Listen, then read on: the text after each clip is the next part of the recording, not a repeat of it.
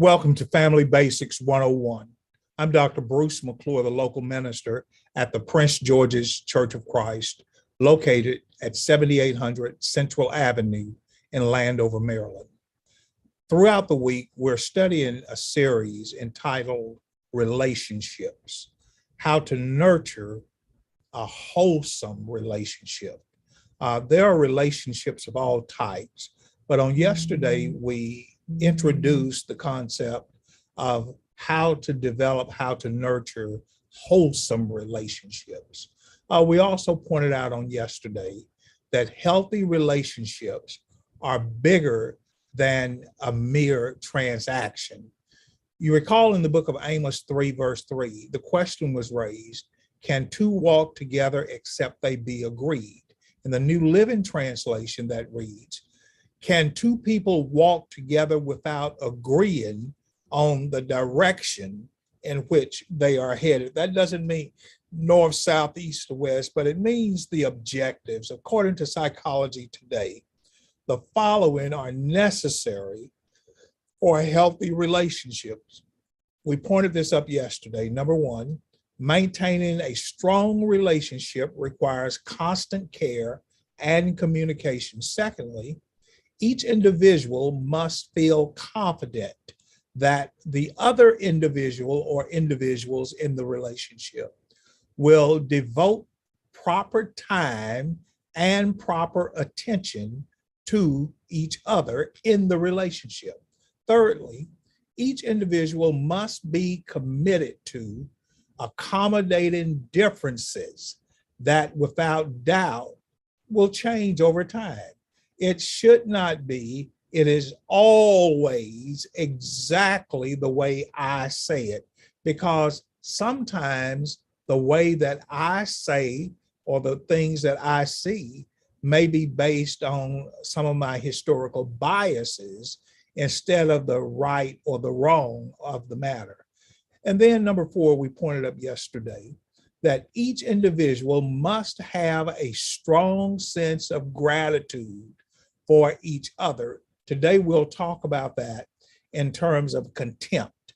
Whenever there's contempt or a lack of respect in a relationship, that relationship is headed to nowhere. And then finally, on yesterday, we pointed up each individual must be capable of providing and receiving affection that is emotionally nurturing, physically appropriate, and spiritually uplifted.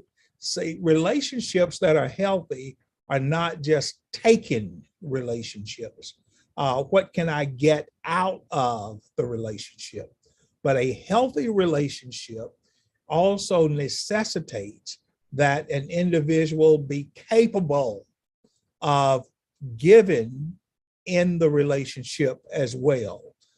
So today we're going to talk about why do relationships fail? And there are some clear-cut reasons. Not one of these becomes this is it, but there is a plethora of reasons why relationships fail. Relationships, keep in mind, first and foremost, are comprised of imperfect people. There's not a perfect, righteous, sinless person walking the face of this earth. No, not one. And because of that, all human relationships are comprised of imperfect people. So when we're dealing with people that have imperfections, some more than others, it can actually cause conflict and conflict escalation and conflict that will cause the relationship to basically deteriorate. Relationships are the true manifestation of walking by faith. Excuse me. So when we talk about healthy relationships, we must understand that relationships are walks of faith because we're dealing with imperfect people. And we do our homework as best we can, But at the same time in that journey, there may be a situation where I've just got to go with it, and I just pray for the best. And I pray that I've done all of the necessary backroom things that I know to do to ensure as best as I know how that the relationship will be okay. But just keep in mind, first and foremost, that relationships are a walk of faith. Secondly, uh, it is not uncommon for the major attributes of what initially appeared as strengths or weaknesses ultimately becomes the very thing that begins driving a wedge into the relationship. So when you ask, so how did we get on the wrong track? Well, it possibly could be that you were on the wrong track to start with, because the things that you saw as strengths in the person were really things that you didn't like, but they were things that you were drawn to. You know, she really speaks up for herself. He really got them told, I like a man that's going to stand up for me. And the next thing you know, that same man who's always standing up, always confronting people, you get married to them or you're in a relationship with them, and they're always standing up and they're always confronting you. But it was already in play when you were getting to know the person. The weaknesses, I really like a gentle spirited guy. I like a quiet man. I like a quiet woman. I like a person who says to me, well, just whatever you like to do, I'm okay with it. And then you get married or you get into a serious relationship and you say, that person is the most indecisive person I ever met in my life. I have to make all of the decisions. If I don't make the decisions, if I don't initiate this, I'm tired of this. Well, but in the initial stages of the relationship, you were saying, he has such a quiet spirit. She has such a quiet spirit. He just says to me, well, baby, just whatever you want to do. I, and later it will get on your nerves because you're saying, not only is it whatever I want to do, I've got to do everything. For some, infidelity is the deal breaker. It's the straw that breaks the relationship apart. We're just simply talking about why relationships fail. Infidelity can be the straw that breaks the relationship apart. People can put up with a lot of chaos, but one of the things that many people will say is, the first time you cheat on me, the first time you step out of the marriage bond on me is the last time you'll do it. But that's one of the reasons why relationships fail. And I'll show you some more specific ones shortly. For some, a relationship can be ended and there is never a glance of looking back emotionally, regardless of the reason, which may range from, you embarrassed me in front of my parents, my coworkers, my friends, I'm out of here. Or it may be, you no longer can support my lifestyle. We can't travel the way we used to. Or it may be, you weren't following God when I first met you. When we first met, we were both out in the world kicking it together. And now you've got religion and we're no longer compatible. And that can cause a relationship to fail. But we must be aware of the fact, again, that there is a multiplicity of reasons why relationships deteriorate. Let me give you 7 more specific reasons why relationships fail. And I pulled this from an article in a July 12th, 2015 Psychology Today article. And these are just excerpts from it because there were like 10 or 12 reasons, but I thought I'd just whet your appetite with these. trust, the lack or the loss of trust. Without trust, the relationship misses the anchoring bond for safety and security.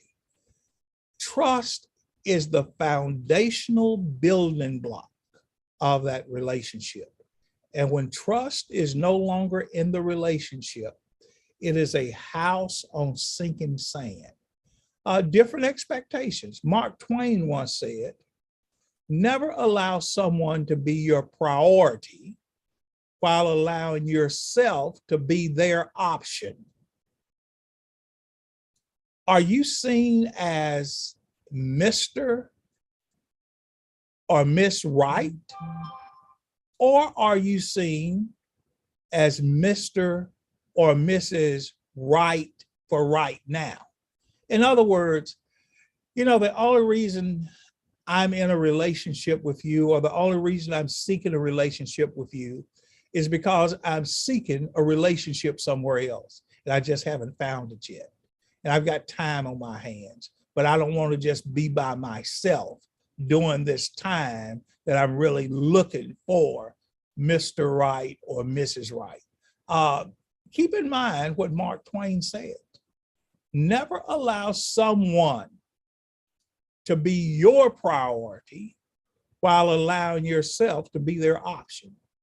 That becomes a very, very hurtful situation, and it's bound to break you apart emotionally. Another reason why relationships fail is because of different priorities. Is family ranked first, second, or where? Is God ranked first, second, or where in the relationship? Are you ranked first, second, or where? People have different priorities. And normally, as the relationship is coming together, those priorities become quite clear. Another reason relationships fail is because of compatibility issues. Some people, in terms of their personalities, they just butt heads and butt heads. Some people have struggles with attachment. I like the idea of being in a relationship, but I do not, here's the term I hear people use a lot, but I do not want people in my business. Well, one of the things about relationships is people are all up in your business and you're all up in their business. That's just the way relationships are. So when people say, yeah, I want a relationship, but I don't want you in my business, what they're telling you without telling you is they're really not really too excited about being in a healthy relationship. Intimacy, and I'm not talking about sex intimacy.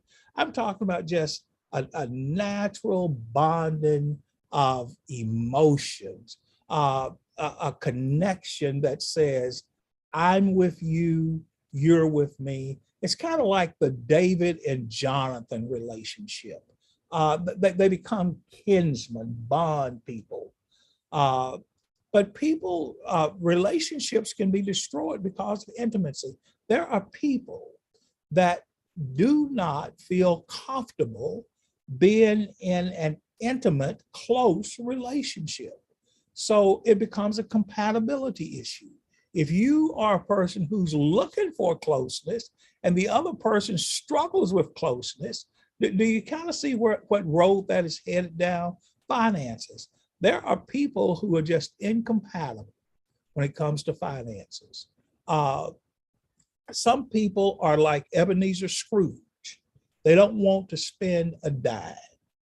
They will live as a miser all their lives, and they may have a gold mine.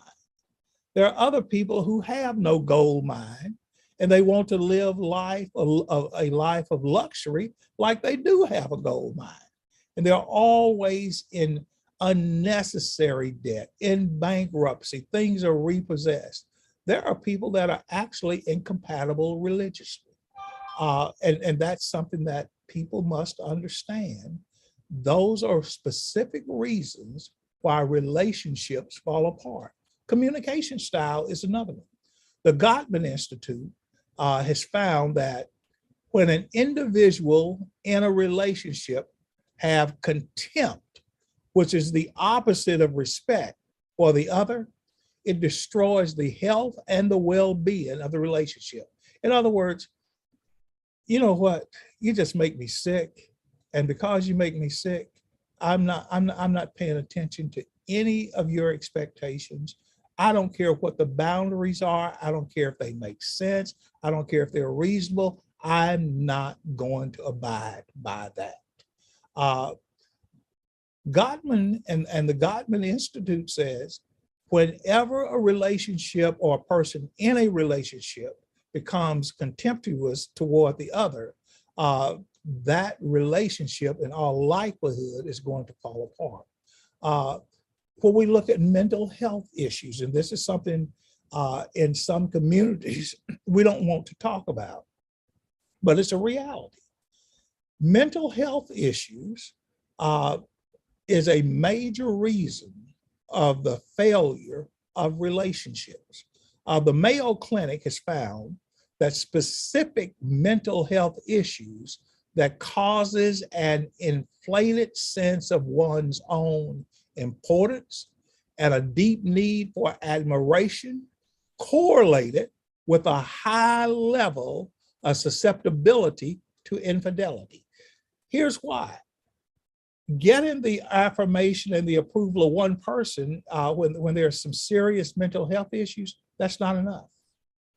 People who have certain mental health issues like narcissistic personality disorder, or some people who are bipolar, or some people who have borderline personality disorder, those individuals are attention seekers. And the more attention they can have around them, whether it is appropriate or inappropriate, they may cross boundaries to get it. It was also found through the Mayo Clinic that individuals with specific mental health issues have a higher contempt rate toward others. In other words, I want you to love me, I want you to respect me, but I could care less about what you expect of me. And when that thing is moving down opposite streets, remember Amos 3:3 said, can two walk together except they are on the same page? Money is another big issue, and it's the last one that we'll talk about today. Money is often an inroad into a deeper embedded psychological need, and it points up the fears of an individual, inclusive of trust, safety, security, power, control, and even survival. So when you hear people always fussing and complaining and nitpicking about money, the money is really not the issue. The money is an indicator that there is something bigger going on inside that person. That there are some psychological fears inside that person. They may have grown up struggling. They may have grown up without. They may have grown up wondering if the lights were going to be on, if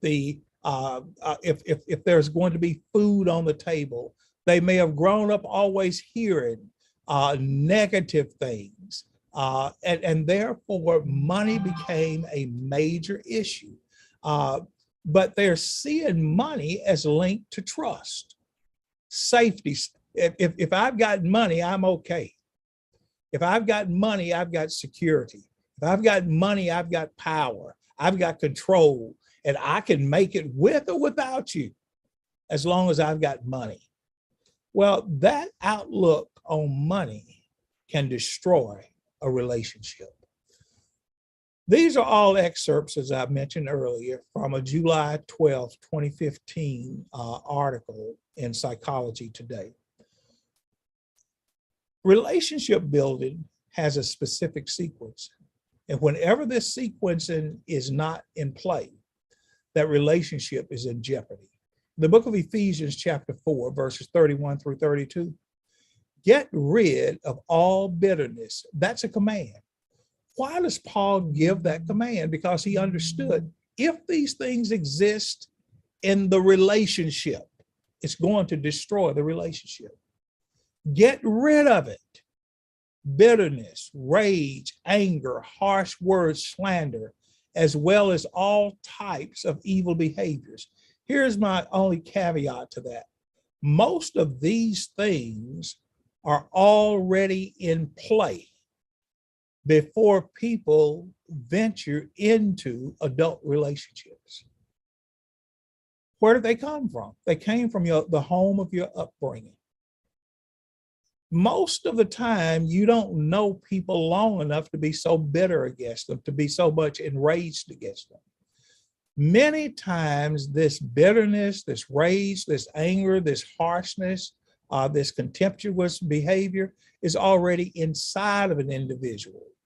And they're not being very honest about what's going on inside of them as they are seeking a relationship, or it could be buried inside, suppressed in such a way that once they honestly endeavor to go into a wholesome relationship, when they begin to see the imperfections in the other person, and remember I said none of us are perfect, but when they begin to see the imperfections in other persons, it can push that button, it can trip that alarm, it can sound that alert that the things that are already going on inside of you, this person is replicating them.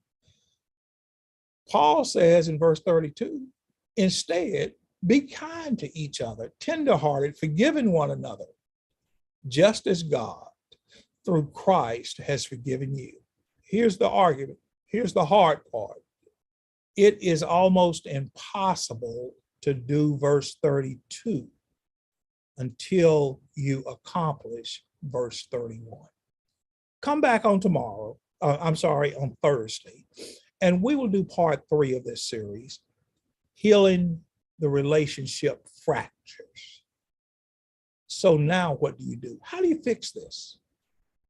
We're going to talk in our 3rd part about how to heal these relationship fractures. I'll see you back in class again Thursday. Don't be late and don't skip class.